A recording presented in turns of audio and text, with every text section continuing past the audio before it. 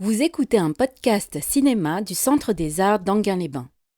Merci à vous toutes et tous d'être là, présents aujourd'hui pour cette séance de Nouvelle Vague.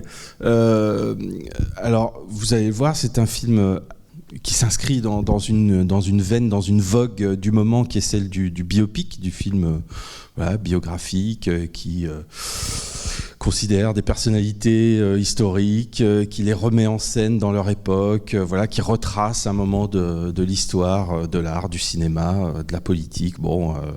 Le film biographique dit biopic dans sa contraction anglo-saxonne, traite ce genre de personnages.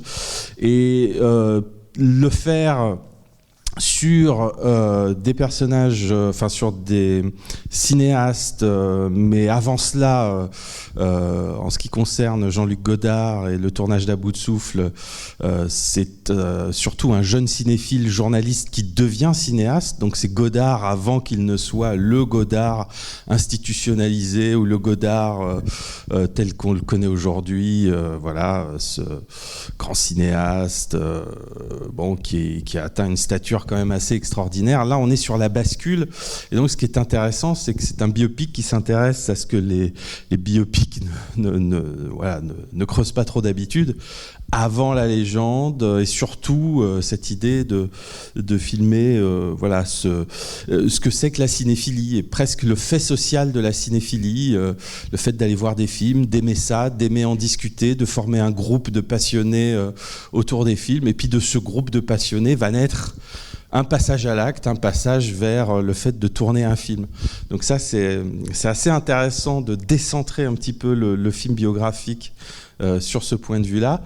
Richard Linklater, peut-être vous le connaissez, peut-être pas. En tout cas, c'est un cinéaste qui a déjà à peu près 30 ans de carrière derrière lui. Il est américain, il est natif du Texas, il est basé à Austin et il a, navigué toute sa carrière entre un cinéma très indépendant. Il commence dans le cadre de ce cinéma indépendant avec un petit film bricolé à tout petit budget avec ses copains de l'époque qui s'appelait Slacker, qui était une sorte de dérive urbaine d'un personnage à l'autre, entre des personnages de petits feignants ou de petits voyous à la dérive, etc. Une sorte de coupe des années 90 qui était assez étonnant.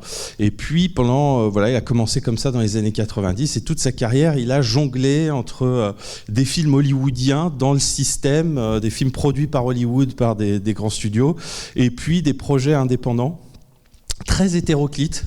Avec il a fait des films d'animation comme Scanner Darkly, il a fait des films aussi des films plutôt à sujet historique. Il a surtout une obsession pour la temporalité, la question du temps, les carrefours du temps. Il est assez connu pour un film qui est un peu comme ça au sommet de sa filmographie, qui s'appelle Boyhood, et où il a tourné sur près de, 10 ans, comme ça, une fiction où on voit toute une famille au centre du film qui grandit à travers les années. Les personnages, notamment les personnages d'enfants, deviennent adolescents, etc. Et Boyhood a été assez remarqué. On lui doit aussi la trilogie, qui est peut-être quelque chose l'œuvre la plus connue au sein de la filmographie de Linklater. C'est une trilogie qui est, je ne sais plus exactement le titre, Before Sunrise, Before Sunset et Before Midnight, avec Julie Delpy et Ethan Hawke, un couple qui se recroise, qui vit à chaque fois une journée, qui se retrouvent au fil des années comme ça, avec toujours cette question de la temporalité, la profondeur du temps, c'est le paradoxe temporel qui anime un petit peu les films de Richard Linklater. Américain qu'on n'attendait pas à retrouver en France, où il a été invité par une production française. Le film est français de production. Richard Linklater a été invité parce que c'est un cinéaste cinéphile un passionné de cinéma qui anime les séances de la Cinémathèque à Austin, qui programme, qui est toujours qui défend la culture du cinéma et qui est très intéressé par toute l'histoire mondiale du cinéma, très connaisseur, Linklater, très attachant pour ça aussi. Donc il a été invité à tourner sur ce film majeur, disons, dans l'histoire du cinéma français ou de la modernité française, qui est Nouvelle Vague. Nouvelle Vague, donc, À bout de souffle, pardon. Voilà, le film de Linklater s'appelle Nouvelle Vague. À bout de souffle, qui est un des fleurons de la Nouvelle Vague française, ce mouvement de jeunes cinéastes apparus à la charnière des années 50-60, qui venaient de la critique et qui ont commencé à faire des films en s'appuyant comme ça, pareillement sur leur solide connaissance cinématographique, sur leur cinéphilie en quelque sorte. Et voilà, on a ici le regard d'un cinéaste américain sur cette période du cinéma français et Linklater a essayé de reconstituer ce moment. Et surtout, comme vous allez le voir dans le film, je ne sais pas si certains ont déjà vu À bout de souffle auparavant. Ça n'est pas le premier film de la Nouvelle Vague. Le mouvement avait été lancé un peu auparavant. Je crois que le premier, c'était Claude Chabrol avec Le Beau Serge. Puis, c'est François Truffaut qui est venu à Cannes avec Les 400 coups. Et Godard prend le relais un peu après. Mais l'idée du film de Linklater, c'est de retracer vraiment l'aventure du tournage jour par jour, avec cette façon de décliner comme ça les 20 jours qui ont représenté le tournage d'À bout de souffle, un film à la fois fabriqué, bricolé comme ça au jour le jour, avec une dose d'inspiration sur le moment, une façon comme ça de bricoler un film entre copains, et en même temps de s'inscrire dans le cadre d'une production professionnelle, puisque le film était produit par Georges de Beauregard. Donc voilà, un film assez hybride finalement, réalisé par un Américain à Paris, avec deux jeunes acteurs d'aujourd'hui qui vont réincarner et reproduire cette geste de la Nouvelle Vague, ce mouvement de nouveauté qui avait emporté le cinéma français à cette époque et renouvelé en tout cas beaucoup ses modes de production, de création et ses points de vue. Donc je vous propose tout simplement qu'on regarde le film et puis après on en discute tous ensemble. Voilà, donc bonne projection et puis à tout à l'heure.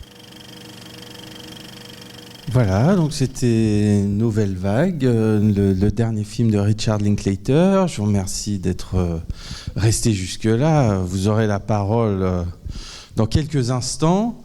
Comme d'habitude, je propose une petite lecture du film qui vaut ce qu'elle vaut. Voilà, ça donne une base après pour la discussion. Vous pourrez ne pas être du tout d'accord avec ce que je dis, bien sûr, évidemment.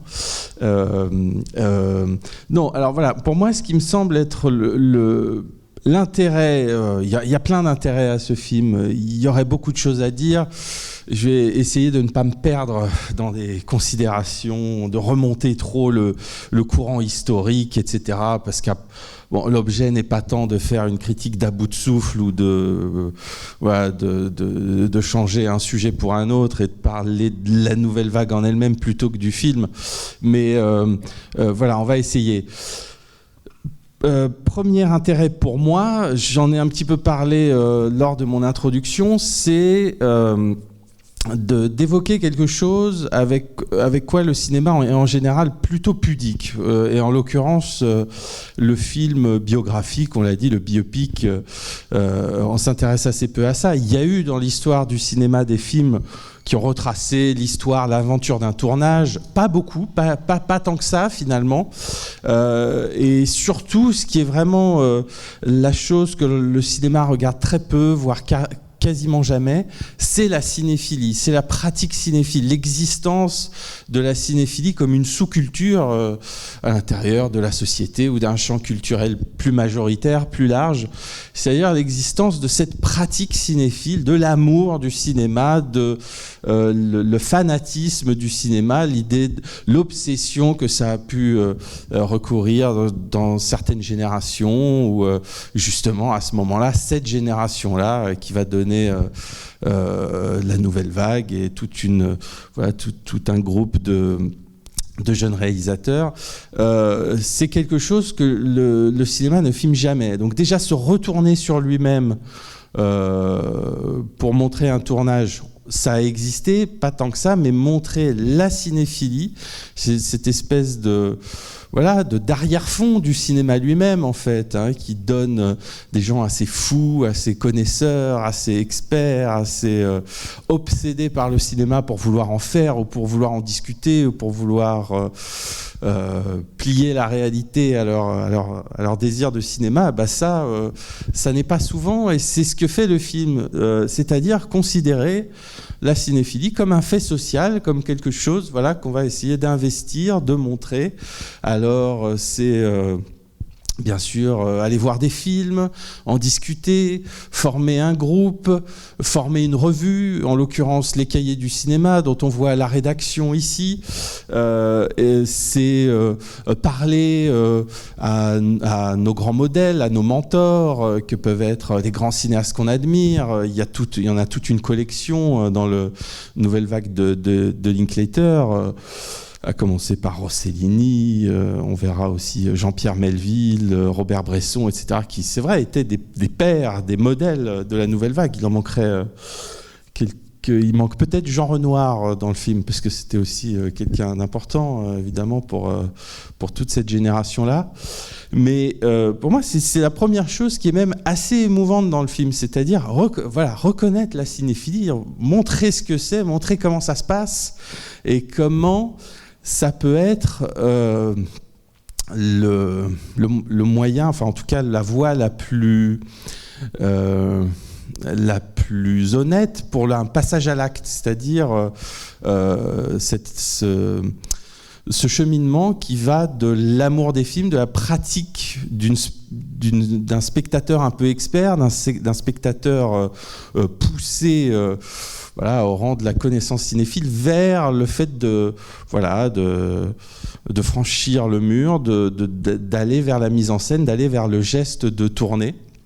Voilà, donc tout ça, le film le montre assez bien, et surtout ce que c'est que d'être un débutant, quelqu'un qui commence, qui tourne son premier film, là, en l'occurrence c'est Jean-Luc Godard, mais avec des idées de cinéma plein la tête, des modèles partout, des citations plein la bouche. On montre le Godard comme c'est un personnage qu'il a imposé lui-même et qui continuera à incarner par la suite quand il deviendra célèbre, c'est-à-dire il est plein d'aphorismes, il a toujours une formule, un proverbe, une citation comme ça dans la bouche, et ça correspond bien sûr au Godard qu'on connaît. Mais voilà, déjà pour moi, il y a cette idée de montrer la cinéphilie, de montrer ce que c'est que la cinéphilie. C'est un peu une forme de honte pour le cinéma qui en a toujours fait un angle mort, un point mort. Le cinéma n'aime pas montrer les gens qui aiment trop le cinéma. Il y a quelque chose de presque, d'un non-dit, qui a très peu, voire très rarement été montré. Il y aura quelques petits exemples très marginaux, comme la trilogie des cinéphiles de Luis Correcchi, ou peut-être quelques petits exemples comme ça, mais aucun ne l'avait fait avec autant de ferveur et autant de précision et d'information que Linklater avec ce film, je trouve. Et il s'intéresse pas à n'importe quelle génération, mais à la génération de critiques qui va devenir cinéaste, à cette génération qui a investi les cahiers du cinéma et qui franchira le pas, quoi. Et c'est en fait quelque chose d'assez extraordinaire que dans cette revue-là se soient retrouvés assez de jeunes gens talentueux pour donner toutes ces figures qui vont constituer la nouvelle vague. Nouvelle vague, c'est un terme, c'est un coup médiatique, Nouvelle Vague. Hein. C'est pas eux qui s'appellent Nouvelle Vague, qui décident du nom, etc. C'est d'abord un phénomène médiatique. C'est Françoise Giroud, journaliste célèbre, qui, alors je sais plus, c'est dans le Nouvel Observateur ou dans l'Observateur à l'époque, qui lance le terme pour accueillir cette nouvelle génération, cette jeunesse qui vient à la mise en scène et qui va bousculer un petit peu ce qu'était le cinéma français un peu croupissant des années 50. À bout de souffle, quand il sort en salle, c'est un énorme succès, c'est un succès, c'est un succès. Il mobilise en plus de jeunes spectateurs. Le film est un vrai phénomène, on en parle beaucoup, et surtout c'est un film qui choque, qui transforme la perception du cinéma, c'est-à-dire que on ne filmait plus de la même façon, il y avait des sautes, ce qu'on appelait des jump cuts, il y a une façon de filmer très spontanée, et une espèce de nouvelle sensibilité qui imprime la rétine des spectateurs à ce moment-là. C'est vrai que sur ce plan-là, c'est un film qui change beaucoup de choses, on pourra en reparler éventuellement. Alors, deuxième aspect qui, moi, me semble intéressant dans le film, même si c'est pas le plus évident. Alors, bon, on a parlé de filmer un groupe de cinéphiles, un groupe de passionnés comme ça qui passent à l'acte, qui collaborent pour créer un film, pour créer une œuvre, avec cette idée, je pense, qui anime beaucoup Linklater, parce que c'est exactement ce qu'il a fait lui dans sa carrière de cinéaste américain, en tout cas quand il a débuté, c'est-à-dire que retrouver cette primauté, cette fraîcheur du geste de création, où tourner un film, ce serait proche de l'amateurisme. C'est de l'amateurisme quelque part. C'est amateur dans le plus beau sens du terme, c'est-à-dire celui qui aime son objet. C'est l'amoureux, l'amateur, et c'est retrouver, se débarrasser comme ça de toute la pesanteur de l'industrie technique, de tout le corporatisme dans lequel était figé le cinéma français des années 50. La moyenne d'âge des grandes figures du cinéma français d'après-guerre est très élevé. Il y a une espèce de sclérose corporatiste, et l'idée est évidemment d'envoyer un peu valser tout ça et de retrouver une espèce de spontanéité du geste. Et Linklater montre un jeune Godard qui tourne rapidement, règle les scènes en une prise, ne tourne pas une multiplicité de prises, bien au contraire. Il règle son plan de travail en 2 heures. Tel jour, il décide de ne pas tourner. Le lendemain, il renverse un petit peu ce qui était prévu. Il n'écrit pas de dialogue. Il dicte pendant les prises ce que les acteurs doivent faire. Il y a quelque chose d'iconoclaste, de non-conformiste, jusqu'au point de complètement... le producteur est complètement stupéfait par rapport à cette façon d'agir. Et bien sûr, c'est ce que nous montre Linklater, qui lui, dans ses débuts, a tourné Slacker, un peu comme ça. Son premier film, c'était aussi quelque chose de bricolé, de spontané et d'anticonformiste. Donc là-dessus, le film s'intéresse à ça, montre ça.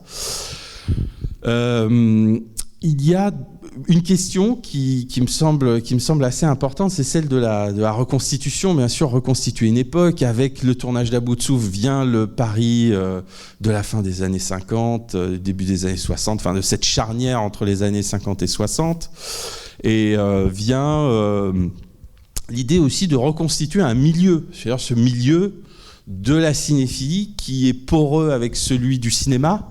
C'est pas exactement les mêmes choses, mais on sent que les cercles se mélangent avec ces figures plus ou moins connues, plus ou moins célèbres, toutes celles qui traversent voilà, ce milieu. Et donc, là, pour moi, le film pose une question intéressante, parce que souvent, au cinéma, et à plus forte raison dans le biopic, la reconstitution, c'est toujours un peu problématique, c'est toujours un peu empesé. On est obligé de simplifier les choses.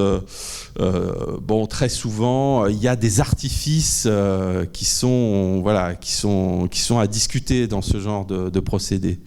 Ici, c'est un peu le cas aussi. Inévitablement, toute reconstitution entraîne à la fois le risque d'être une carte postale, le risque d'être un peu simplifié, le risque d'être un peu didactique. Et le film Nouvelle Vague est un peu didactique aussi. Il y a des condensations, des concentrations de petits faits vrais sur le tournage d'À bout de souffle qui sont voués, des fois, à être un peu digérés pour le spectateur. Il y a une forme de digest, je dirais, oui, de synthèse comme ça, qui est parfois un peu qui pourrait être discutable, mais le film arrive quand même malgré tout, fait le pari de la simplicité. Le pari de la simplicité, c'est déjà de prendre le noir et blanc pour retrouver une forme de texture d'époque. C'est tourné avec la même caméra qui a été celle en tout cas, en pellicule 35 comme À bout de souffle, avec le même rendu, si on veut bien,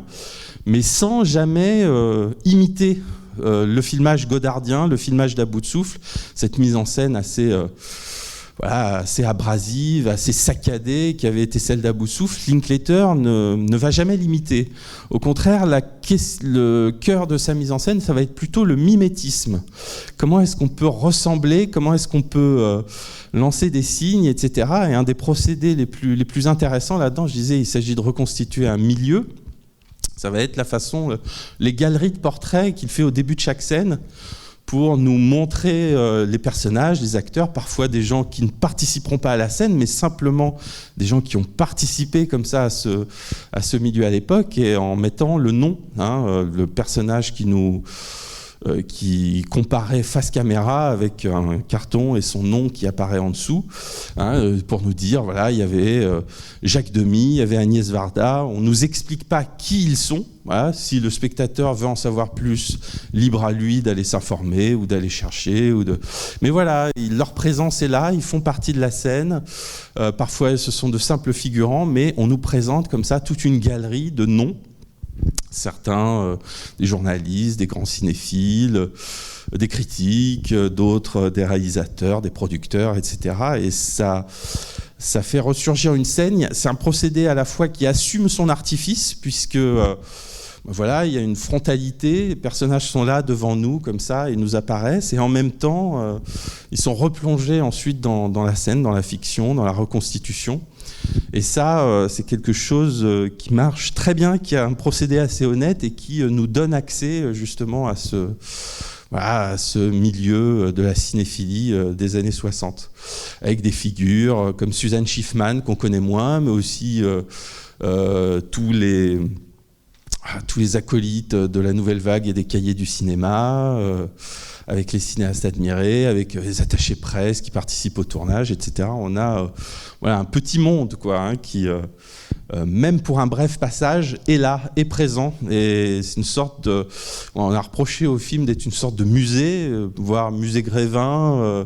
Il y a un côté, galerie de portraits, si on veut. Mais moi, je trouve que c'est plutôt à mettre à son crédit, parce qu'il donne... il fait vivre toutes ces figures qui auraient été peut-être négligées par le biopic standard, par le film biographique standard.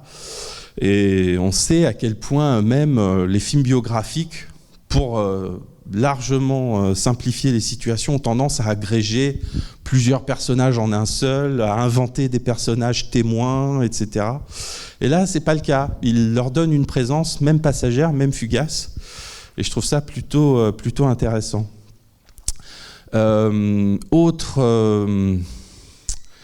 Autre point là-dessus, sur cette reconstitution, il y a évidemment le fait que Paris n'est plus du tout le même qu'à l'époque d'À bout de souffle. Ça, c'est quand même...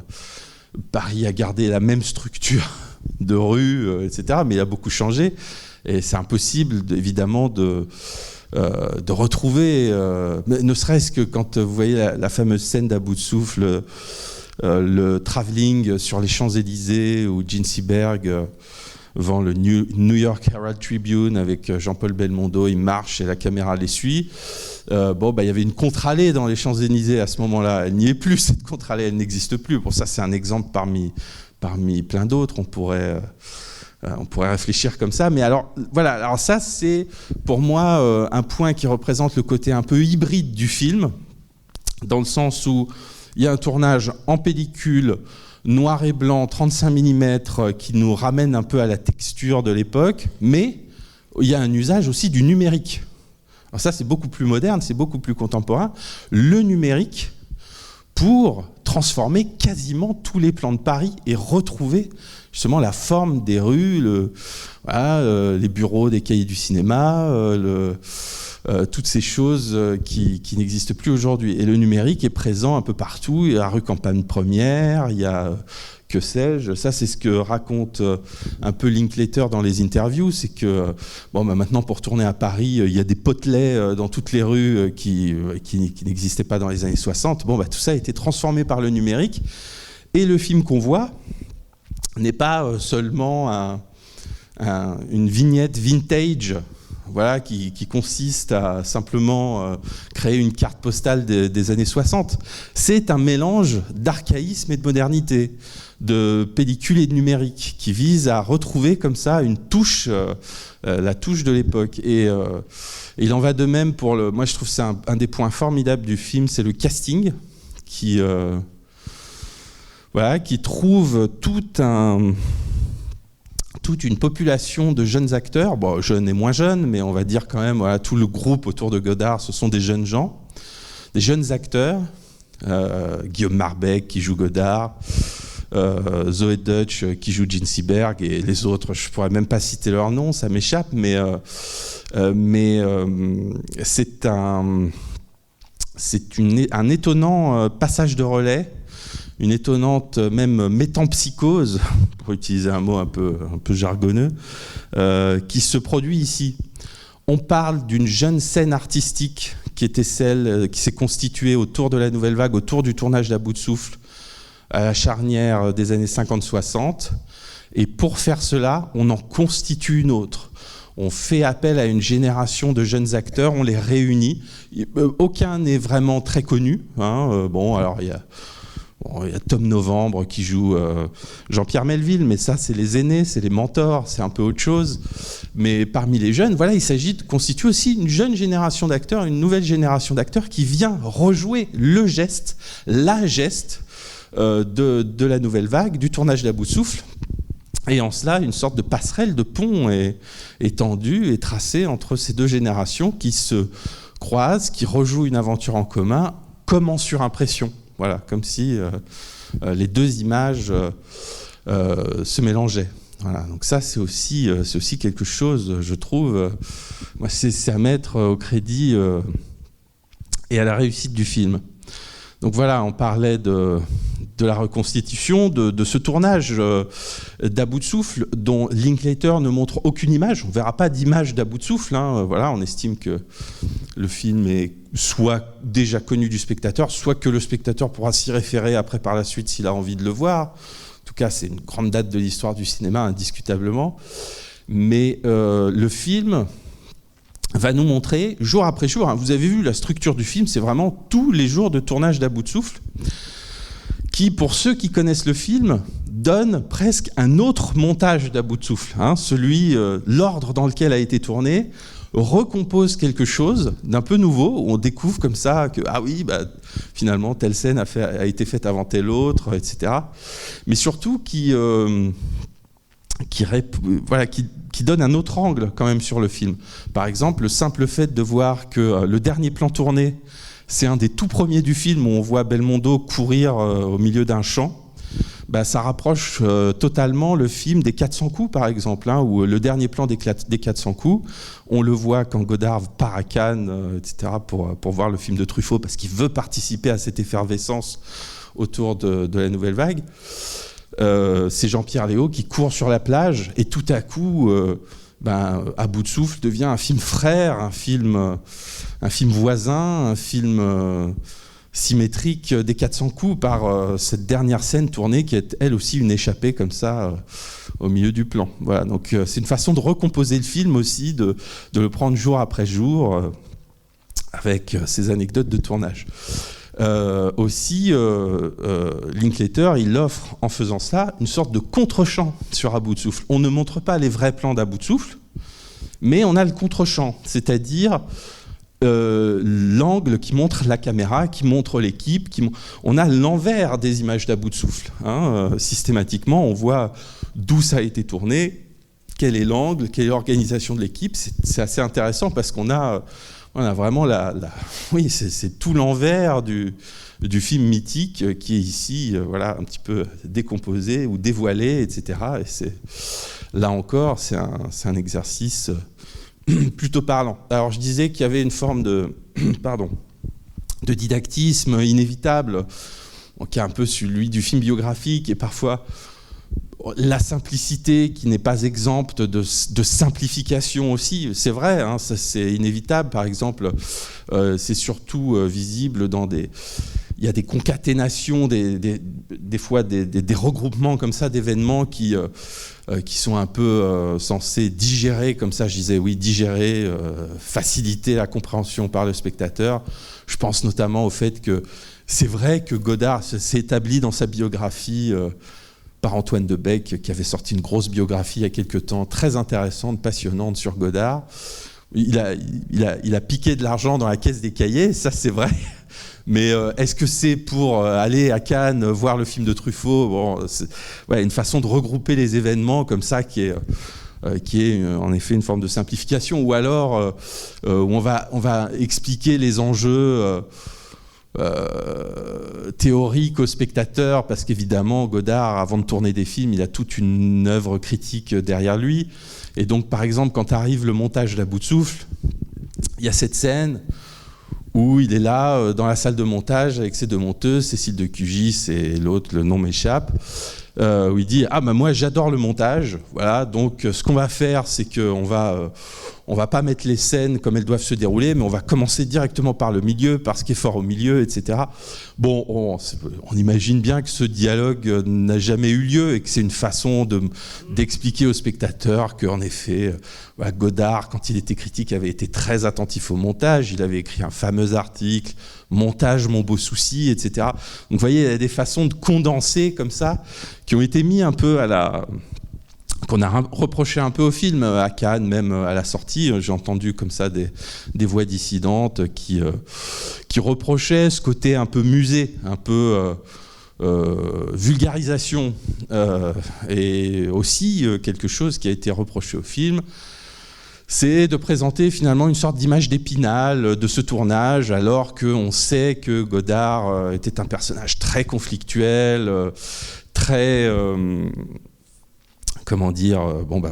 complexe, torturé, et parfois assez pervers dans ses façons de fonctionner, des récits de tournage très difficiles, et que Linklater aurait en quelque sorte supprimé la conflictualité de ce qu'aurait pu être le tournage d'À bout de souffle. Bon, alors déjà, le Godard, quand il tourne À bout de souffle, à ce moment-là, il n'est pas encore le Godard de 68 et La Chinoise, ou le Godard du groupe d'Iga Vertov au moment où il devient maoïste et où il va se lancer dans une aventure de cinéma underground, ni le Godard des années 80 qui revient au cinéma, cette fois depuis la Suisse, ni encore celui de la fin des années 80 où il devient une espèce d'ermite et de prophète comme ça qui monte les images depuis sa table de montage de rôle.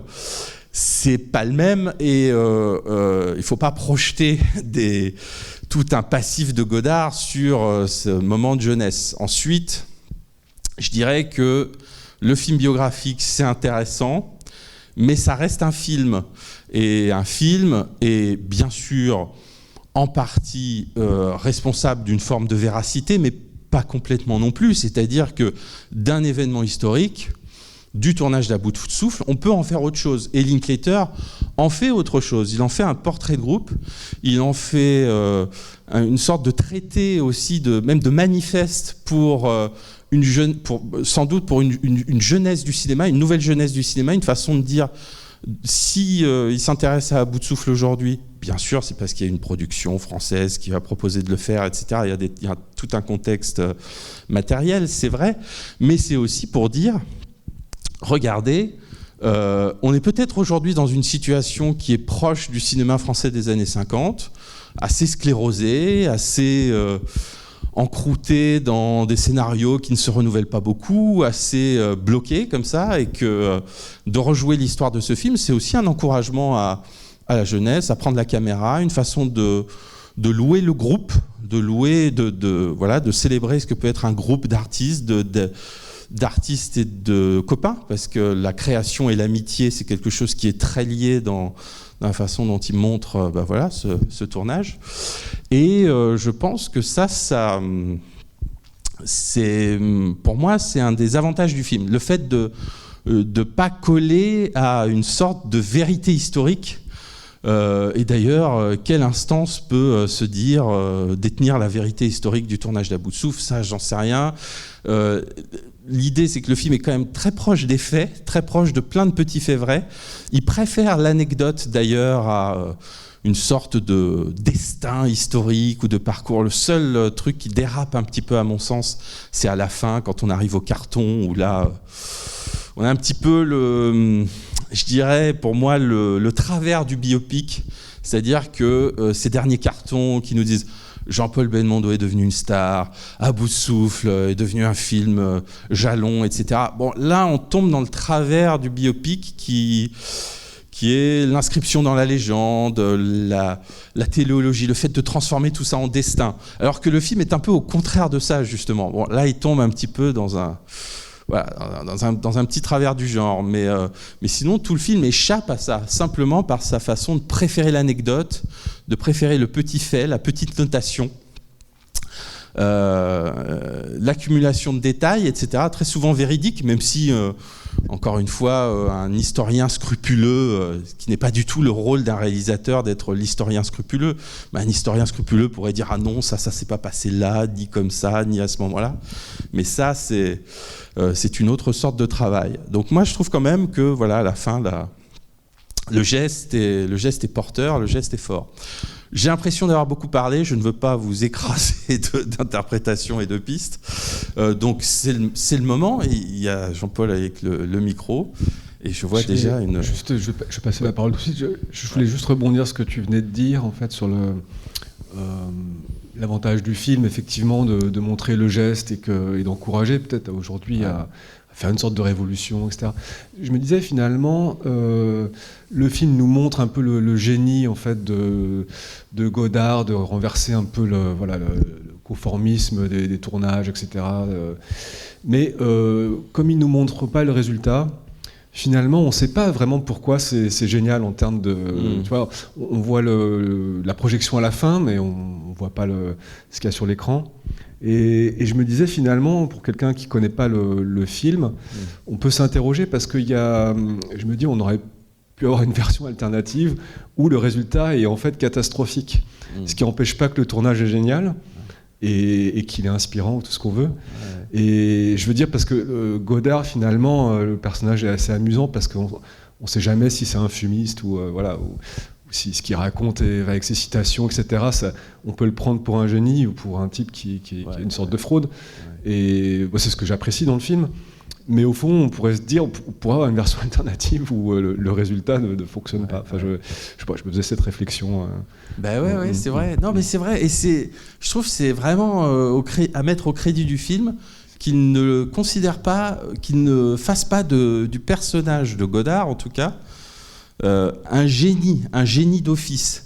Alors ça, c'est encore le travers des autres biopics de dire, voilà, on a affaire à un génie, donc chaque étape de sa vie, logiquement, va arriver vers une apogée, comme ça, vers la révélation du génie, du grand homme, de la grande femme, etc., et transformer tout ça en destin. Donc c'est bien. Moi, je trouve justement que quand on voit ce film-là, on a l'impression que Godard, c'est quelqu'un à la fois qui est très arrogant, mais qui est aussi un jeune homme un peu terrorisé par ce qui lui arrive, qui est sans doute, qui combat comme ça l'angoisse d'avoir à faire son premier film par une posture, une attitude.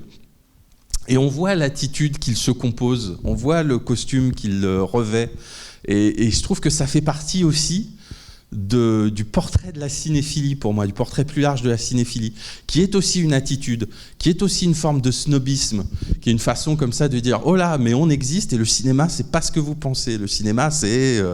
voilà, il y a plein de formules dans le film. » Et souvent, d'ailleurs, la création est assimilée... Alors, il y a la citation de Gauguin qui dit... la création, c'est soit du plagiat, soit la révolution. En fait, il y a souvent l'idée de vol qui est associée au fait de tourner, de devenir cinéaste, de faire un film ou de créer, tout simplement. Ce serait du vol, du plagiat, de la récupération, etc. Et ça participe, je trouve, beaucoup de ce personnage de Godard, et de se créer cette attitude, de se créer ce snobisme, cette exagération, ce côté parfois pontifiant qu'il peut avoir, parce que c'est ça aussi la cinéphilie. C'est vraiment un fait quasiment une observation sociale pour moi là, à ce niveau-là. Oui, déjà c'est pour dire que moi j'ai vraiment beaucoup aimé le film. Ouais. Je suis même très agréablement surpris en fait. J'avais envie de le voir, mais je ne pensais pas du tout que ça avait cette tournure-là. Et je pense que j'ai bien aimé, justement, presque à cause des éventuels petits défauts que vous relevez les uns des autres. C'est-à-dire que, finalement, effectivement, le côté un peu stéréotype des petits cartons sur la fin, en fait, justement, je ne l'ai pas pris comme ça, parce qu'il est allé jusqu'au bout de son projet, parce que dans d'autres films, il aurait mis les vraies photos des vrais acteurs. Ce qu'il ne le fait pas là. C'est-à-dire qu'à fond, pendant tout le film, il est vraiment dans une fiction. Je pense, je suis mal placé, parce que je connais aussi À bout de souffle, et je connais aussi un peu pas mal de films de Godard, donc je ne suis pas complètement ignorant du sujet, mais j'ai l'impression que ce type de film peut plaire à des gens qui n'ont jamais vu À bout de souffle et qui n'ont même peut-être jamais vu de Godard. Et du coup, les questions que je me posais, c'est en fait, pourquoi et en fait, qu'est-ce qui m'a touché dedans ? Parce que moi, je me suis surpris à être carrément ému par le film quand même.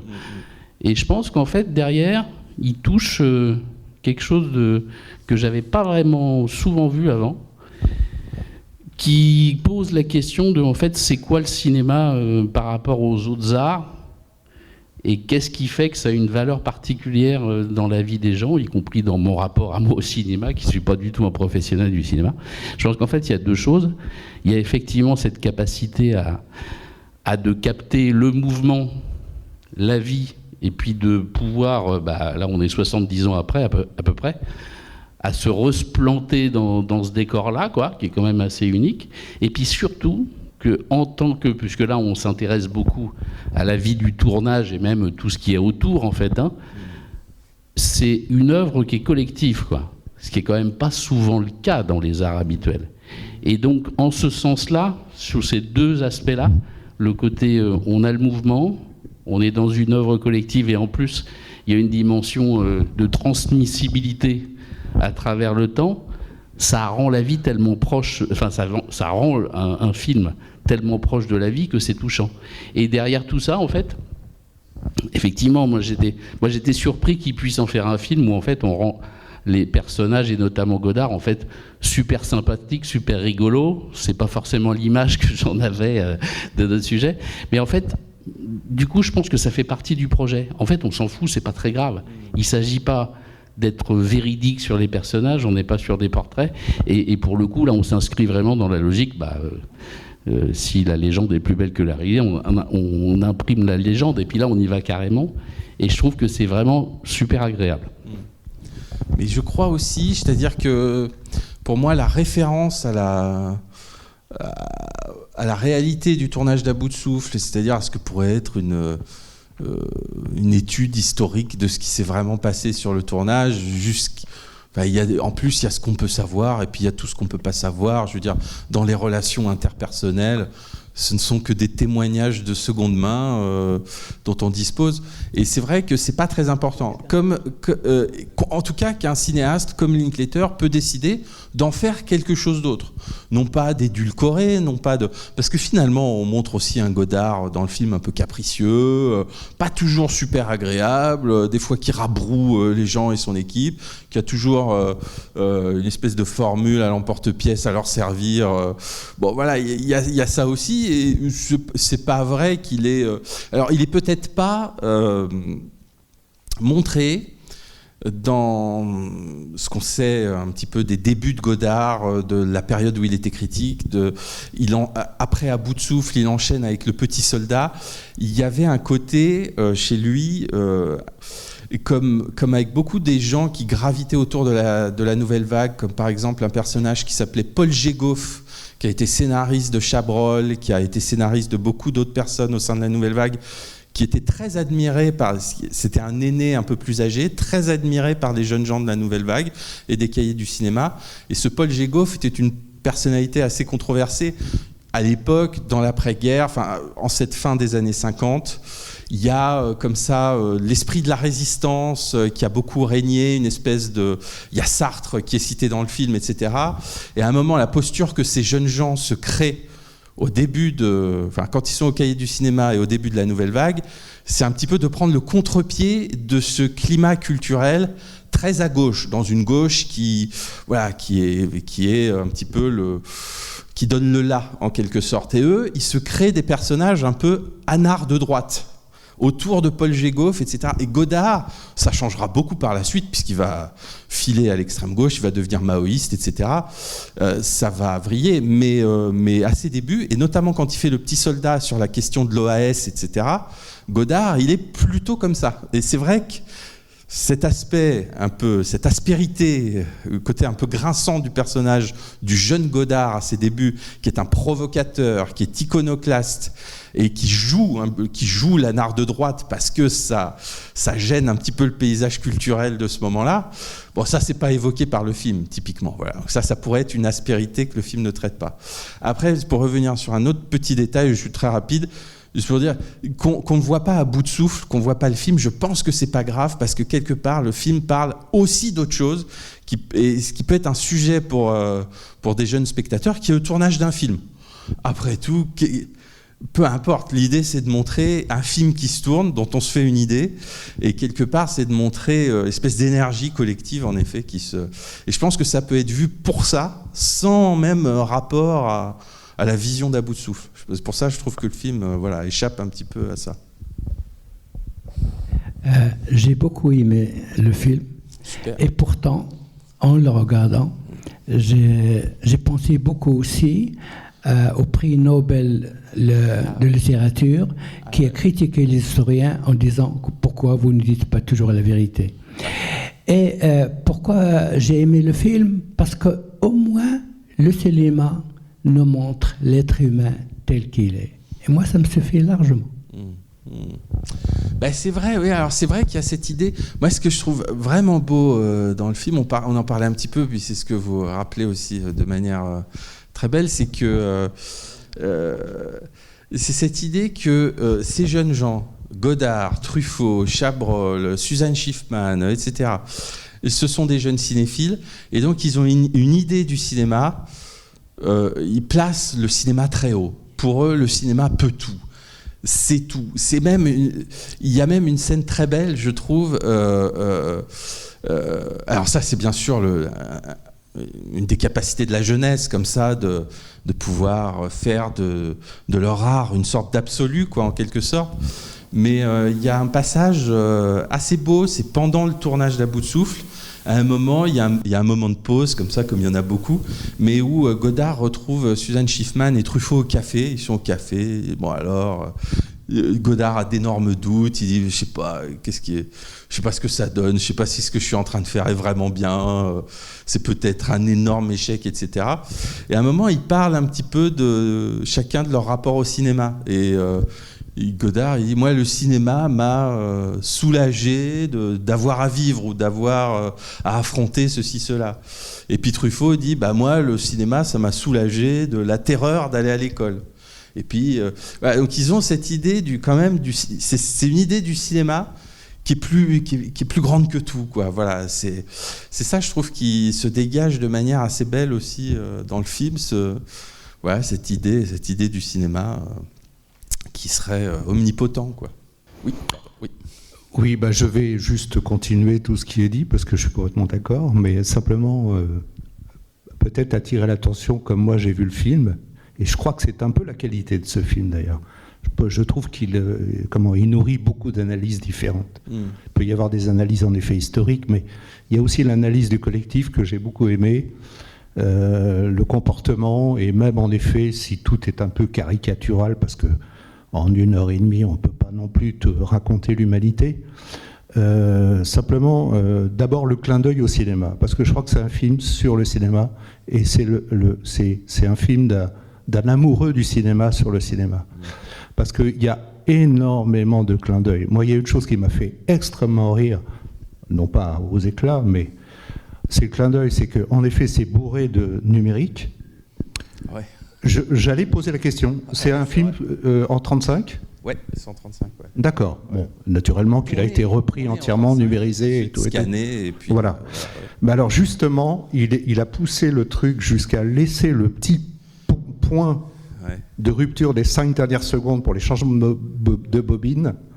Alors ça, c'est génial pour les vieux spectateurs dont nous sommes. Moi-même, j'ai fait de la projection, je sais ce que c'était. On voyait le point arriver, attention, et au deuxième point, on changeait de machine. Je ne sais pas si les spectateurs ont fait attention à ça, mais c'est très très amusant. De même qu'on peut remarquer quand même que les focales utilisées sont les focales de l'époque, que le rythme chant contre chant ne correspond pas forcément au rythme actuel, etc. etc.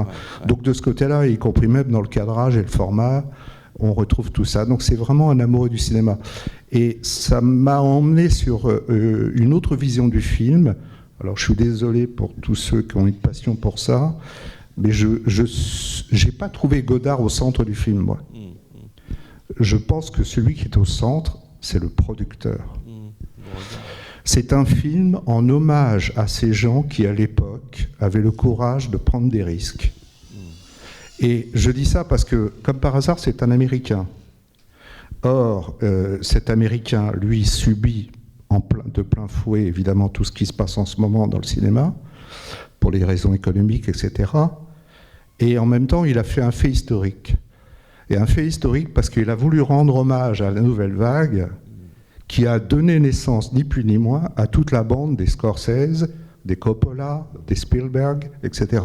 C'est-à-dire, quelque part, il renvoyait la balle à la France parce que c'est un film où il a voulu mettre en scène justement toutes ses origines à lui, quoi. Et c'était un formidable hommage, je trouve, de ce côté-là. Alors je ne connais pas du tout ce réalisateur, je ne sais pas s'il est jeune, s'il est âgé. Oui, il a la soixantaine. Il a la soixantaine aujourd'hui. Soixantaine, le réalisateur. Oui, il a commencé dans les années 90 et oui. Il a à peu près il a 30 ans de carrière derrière lui. Oui, il n'est pas très connu, en effet. Ouais. Mais ce que je voulais dire, en fait, c'est un hommage à tout ça. C'est quelque part, dire, nous, on vient de là, parce que, je pense que Spielberg, etc., l'ont souvent dit. Hein, Spielberg avait une admiration pour Truffaut, mais pour cause, il l'a fait jouer, etc. Donc il y avait quand même de cet ordre-là. Et donc, c'est pour ça que je disais, le personnage central de Beauregard, c'est ça. Je l'ai trouvé formidable, parce que si ces bonhommes n'avaient pas existé, voilà. Et puis le phénomène du collectif aussi, que je trouve admirable et qui est rarement traité, puisqu'on est quand même dans une société du héros. Là, il n'y a pas de... il n'y a pas de héros, il y a juste une équipe qui, voilà... puis il y en a un qui essaye d'entraîner les autres, et c'est ça qui est génial, quoi. Voilà. Merci beaucoup. Alors, je réagis sur un point qui est, en effet, l'usage du 35 mm noir et blanc, du format de tournage, quoi, qui est... c'est cette idée, je trouve, qui pour moi une façon de résoudre, en partie, la question de la reconstitution d'époque. Quel est le premier geste pour retrouver la sève d'une époque, sinon de reprendre les outils avec lesquels elle se filmait elle-même? Et quelque part, ce simple geste résout beaucoup de choses, parce qu'on ne retrouve jamais mieux une époque. Reconstituer une époque, c'est un peu illusoire, c'est impossible. On ne peut pas, mais c'est une espèce de but complètement... voilà, c'est toujours un artifice. Mais quelque part, on y arrive un peu, on s'en rapproche quand on touche à la texture visuelle de l'époque. Visuelle, sonore, etc. Et c'est ce que commence par faire le film. Ça ne résout pas tout, évidemment. Il y a la question des décors, du numérique. Bon, ça, j'en ai un petit peu parlé. Ensuite, il y a deux façons de reconstituer un passé qu'on connaît moins, qui est plus ou moins proche. Bon, là, les années 60, ça commence à être assez lointain. Mais bon, c'est un XXe siècle avec lequel on est encore un peu familier. Mais voilà, il faut... La reconstitution, c'est toujours... ça fait longtemps qu'elle est désignée comme le mauvais objet au cinéma ou comme problématique. C'est toujours un point critique compliqué, la reconstitution d'une époque, parce que le cinéma doit, à distance de cette époque, à distance des années 60, à distance du 19e siècle, on reconstitue beaucoup le 19e siècle, ou que sais-je, on doit faire comme si il y avait une caméra à cette époque-là, faire comme si le regard qu'on posait était à la fois actuel et celui de l'époque, et se faire comme si est toujours un peu problématique. On est obligé d'utiliser des artifices énormes comme simplement la prononciation. Comment est-ce qu'on parlait au 19e siècle ? Pas du tout comme on parle aujourd'hui. Comment est-ce qu'on parlait dans les années 60 ? C'est pas en plaquant notre parler d'aujourd'hui sur les années 60 que ça marche. Donc toutes ces questions-là sont à résoudre en quelque sorte. Et souvent, on a valorisé au cinéma, en tout cas, je dirais, la critique a beaucoup valorisé les reconstitutions qui se désignaient elles-mêmes comme reconstitutions. A prévalu une sorte de brechtisme très longtemps, l'idée que voilà, il fallait distancier la reconstitution pour bien marquer que c'était voilà, une construction qui avait un point de vue, qu'il fallait marquer ce point de vue, il fallait mettre un miroir des fois pour dévoiler quelque chose, etc. Voilà, ça a été très intellectualisé et souvent c'est ça qui prévalait. Ce pourquoi il y a eu des attaques sur Nouvelle Vague, parce que c'est un film qui la joue à l'américaine un petit peu, hein, c'est-à-dire qu'il va penser à une reconstitution assez simplement finalement, avec beaucoup de simplicité, sans en faire des caisses, sans sortir comme ça le lycée, les plans spectaculaires, une sorte de mythification de l'époque avec des plans majestueux. C'est pas du tout. Hein, il aborde très simplement, comme vous l'avez dit, ou je ne sais plus qui, en champ contre champ, avec des cadres assez normaux, finalement très en prise sur les personnages, sans en faire trop, mais avec cette idée de simplification à l'américaine. On pourrait dire didactisme, on pourrait dire vulgarisation, pas du tout au sens péjoratif, mais avec un esprit de synthèse, comme ça, une façon d'aborder simplement la chose, sans la charger intellectuellement, sans en faire un traité de brechtisme sur il y a la distanciation parce que l'époque est impossible à reconstituer, etc. Non, pas du tout. Et moi, je trouve que, en fait, ce genre de choses, on peut le théoriser comme on veut, mais ça se juge au cas par cas. Et je trouve que là, pour moi, il y a une humilité, il y a une modestie qui s'attache au cinéma de Linklater depuis très longtemps. Si vous voulez explorer sa filmographie, c'est très intéressant parce que Linklater, il a fait plein de films différents, toujours très différents, très hétéroclites, mais avec toujours une espèce de modestie dans l'approche qui fait qu'il n'a pas un ego surdimensionné qu'il projette dans son film. Et du coup, il n'y a peut-être pas d'immenses chefs-d'œuvre dans la filmographie, dans l'œuvre de Richard Linklater, mais c'est toujours, chaque film est intéressant, modeste à sa façon, et de la trilogie des Before à Boyhood, en passant par d'autres choses, faut que ça me revienne, mais il y avait Everybody Wants Some, Génération Rebelle, Rock Academy, etc. C'est des films comme ça qui sont Scanner Darkly, qui avait fait sur le mode de l'animation, il en a fait plusieurs aussi. en février dernier au Festival de Berlin. Il y a un film qui n'est pas encore sorti en France qui s'appelle Blue Moon, qui est un portrait dans les années 30 d'un auteur de comédie musicale dans cette scène de la comédie musicale new-yorkaise de Broadway. Donc c'est vraiment des styles, des époques très différentes. Il y a quelque chose comme ça de très varié dans son approche. Et cette modestie, je trouve, qui fait du bien au film de reconstitution historique français. Voilà, qui le soulage un petit peu de tout. Parce que, ouais, on voit beaucoup de. Je pense, il y a un film qui va sortir dans pas longtemps, puis je pense, il n'est pas encore sorti, La Condition de Jérôme Bonnel, etc., qui reconstitue un petit peu une famille bourgeoise au début du XXe siècle, et qui le fait en se sentant obligé de faire de la caméra portée, comme si c'était un petit peu du reportage très serré sur les visages, avec des zooms et tout. On se sent toujours obligé de moderniser la reconstitution, de lui donner des signes d'époque, des signes contemporains, etc. Et là, il ne fait pas du tout ça.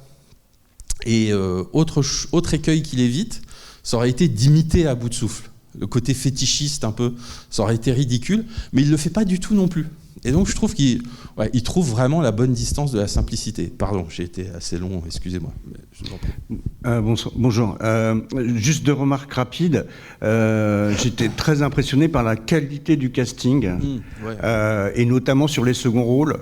Sachant que la plupart sont des acteurs français, je pense qu'il faut vraiment rendre hommage à tout ce travail parce que ces acteurs sont formidables. Ça, c'est le premier point. Le deuxième point qui m'a fait un peu marrer, c'est que indirectement, j'ai pensé au remake hollywoodien d'À bout de souffle, qui m'a fait marrer. Et derrière deux remarques, en fait, la première, c'est que pour moi, l'industrie Hollywood a toujours eu du mal à comprendre la nouvelle vague. Et les seuls qui les ont vraiment maintenus, c'est quelque part la politique des auteurs du nouvel Hollywood, quoi.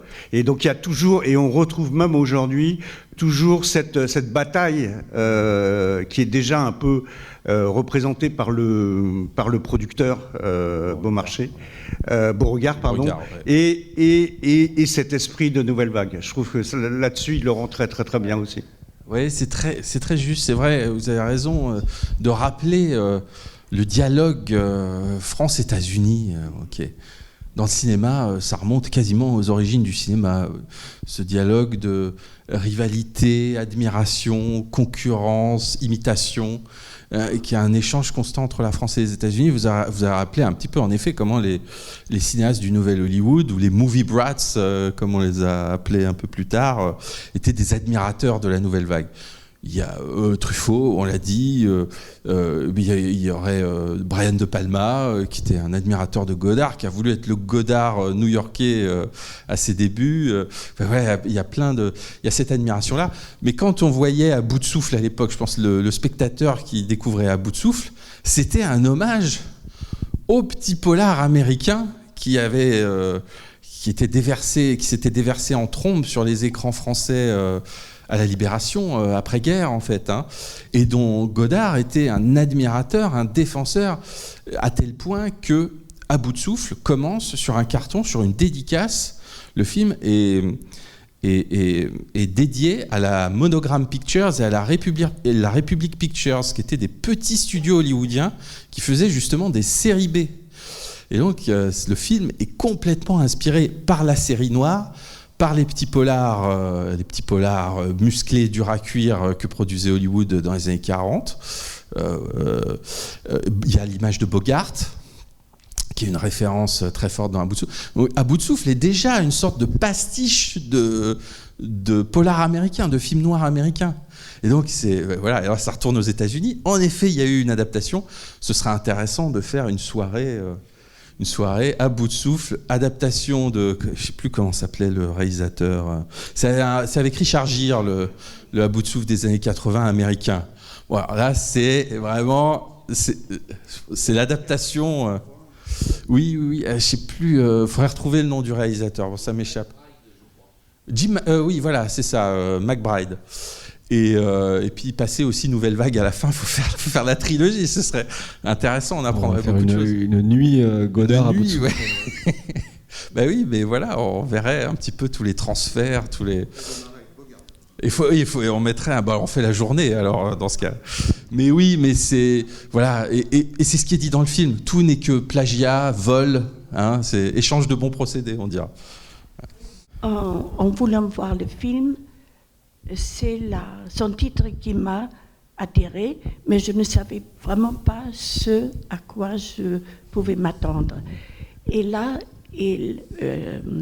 ce metteur en scène américain, Linklater, c'est À bout de souffle qui représente donc la nouvelle vague. J'ai vu en son temps À bout de souffle, évidemment inoubliable. Et donc au début de la projection, j'ai dit, mais est-ce qu'il va nous aider à comprendre le génie du film, donc non pas trop la cinéphilie, mais une interprétation en quelque sorte du film À bout de souffle. Alors j'ai réfléchi et je me suis rappelé que le film À bout de souffle commence avec la citation d'un poème de Rainer Maria Rilke, un poème d'automne, où il est question du temps et surtout une course avec le temps. Et donc représenté par le malfrat Jean-Paul Belmondo qui tire avec son pistolet un coup en l'air pour dire voilà, la course commence. Et j'ai retrouvé ça dans ce film-là avec les 20 jours de tournage. C'était aussi une sorte de course, un jeu avec le temps, présenté d'une manière, comment pourrais-je dire, avec suspense. Et alors, c'est à la fois donc 3 choses, le film, avec la course avec le temps, et l'équipe collective pour tourner le film, et le metteur en scène américain qui lui aussi se lance là-dedans. Alors c'est très intéressant à mon avis. Je suis très contente d'avoir vu ce film. Ah bah tant mieux. Merci pour votre intervention.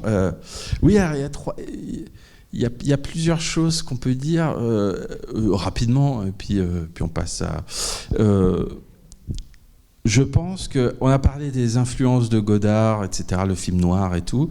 Le romantisme, avec la citation de Rilke, en effet, je pense que c'est très important pour lui à ce moment-là. Et c'est la mort aussi. Oui. Et À bout de souffle, quand il est fait, le fait de prendre un fait divers comme ça dans les journaux, un fait divers banal, sordide, sinistre, de tous les jours, comme on en croise dans les journaux, c'est à la fois un geste qui répond à la série noire, au polar, voilà, un geste à la Raymond Chandler, si on veut, et aussi quelque chose de romantique dans le parcours désespéré de ce personnage qui file vers la mort et qui a un compte à rebours sur la tête, etc. Et ça, c'est vrai. Et il faut rajouter, je pense, aux sources d'inspiration de Godard, le romantisme allemand. Ça, c'est certain. C'est vraiment une grande référence pour lui. Et sur cette histoire du temps, alors on pourrait gloser pendant des heures, je ne vais pas le faire, rassurez-vous, mais en tout cas, Linklater, s'il y a vraiment quelque chose de commun à tous ces films, c'est cette obsession du temps, des paradoxes du temps retrouvé. Et je pense qu'un des enjeux de son nouvelle vague, là, c'est vraiment de retrouver cette capsule de temps, ce pari à la charnière de 2 décennies qui a permis l'éclosion d'un mouvement artistique, d'une mouvance artistique. Qu'est-ce que c'est une mouvance artistique ? Est-ce que c'est des théories, des manifestes, des choses... Non, pas du tout, c'est une bande de copains. C'est ça un mouvement artistique, c'est une bande de copains qui rigolent, qui font des blagues, qui se posent des questions, puis qui font un objet ensemble, etc., qui s'appelle un film, et c'est À bout de souffle. Dernier tout petit point, et puis on passe la parole. je pense qu'il y a beaucoup déconcerté dans ce film, dans ceux qui l'aiment pas, et il y en a. Il y a eu des critiques sur Nouvelle Vague. C'est un film qui fait pas l'unanimité. C'est qu'il y a un tel mythe à bout de souffle qu'en effet le film à bout de souffle a fini par représenter la Nouvelle Vague. Bon, les 400 coups aussi, bien sûr, mais quand même à bout de souffle a une importance historique énorme parce qu'il a il a libéré quelque chose dans le langage cinématographique. Il a libéré une forme de modernité dans le cinéma français. Bon. Le mythe est tellement énorme qu'il semblait compliqué de l'approcher avec la modestie d'un Linklater. Linklater ne contribue pas du tout à la mythification d'À bout de souffle. C'est pas du tout son objet de vouloir inscrire la légende, etc. Ou de vouloir, voilà. Donc il y avait une disproportion entre l'énormité du mythe À bout de souffle et l'approche extrêmement modeste et extrêmement simple de Linklater. Je pense que c'est ça qui a en partie choqué. Et puis simplement dire que, pardon, j'en finis jamais en fait, mais on parlait tout à l'heure du succès d'À bout de souffle, etc. Il faut dire que quand À bout de souffle sort, et même encore aujourd'hui, c'est un film très controversé. Même encore aujourd'hui, il y a des historiens du cinéma, des grands critiques, etc., qui ne reconnaissent pas l'importance d'À bout de souffle, alors l'importance, elle est avérée de toute façon, mais il y a encore des critiques très fortes aujourd'hui. Il y a toute une part, tout un courant critique qui conteste la force, la valeur d'À bout de souffle. Il y a notamment une plume très connue, enfin quelqu'un qui s'appelle Jacques Lourcel, qui a écrit un dictionnaire du cinéma assez célèbre, qui est un très bon dictionnaire du cinéma, mais qui pour lui est un contempteur d'À bout de souffle et qui n'a jamais voulu reconnaître la valeur du film. Donc c'est tout ça pour dire que quand on a les cartons à la fin, on a l'impression que c'est évident et qu'À bout de souffle, grand chef-d'œuvre. Mais non, c'est beaucoup plus conflictuel et beaucoup plus clivé et scindé que ça. Donc voilà, il y a du dissensus aussi même sur la reconnaissance d'À bout de souffle. Après, je voulais juste ajouter que pour ce qui est de Godard et de la Nouvelle Vague, il faut quand même rappeler que ça a été un peu l'alpha et l'oméga dans toutes les sphères intellectuelles, sur le cinéma, l'université notamment. Il me semble que jusqu'au début des années 2000, il y avait Un mémoire sur deux qui était fait sur Godard. Donc il y avait une sorte de, entre guillemets, de terrorisme intellectuel. Et ce qui faisait que ça a élevé un peu Godard à une sorte de figure intouchable, quelque chose d'incriticable, etc. Du commandeur, et j'ai l'impression que depuis, je sais pas, peut-être 10 ans, ça se déverrouille en fait. Et puis il y a une nouvelle génération, j'ai l'impression, qui approche Godard, mais pas avec toute cette ce passif en fait intellectuel. Voilà, et peut-être que le film il témoigne aussi de ça, qu'il y a un rapport un peu décomplexé à la figure de Godard. Et je trouve ça assez chouette. C'est vrai, c'est vrai. Je suis assez d'accord avec ça. C'est vrai que les Godardiens ont été épuisants. C'est vrai. Non, mais c'est vrai que c'était la statue du commandeur. Et puis ils nous ont privés de plein de choses de Godard, comme son humour ou ses contradictions. Il y a beaucoup de problèmes, disons, par rapport à Godard, qui est, je pense, indiscutablement un des grands artistes du XXe siècle. Mais vraiment.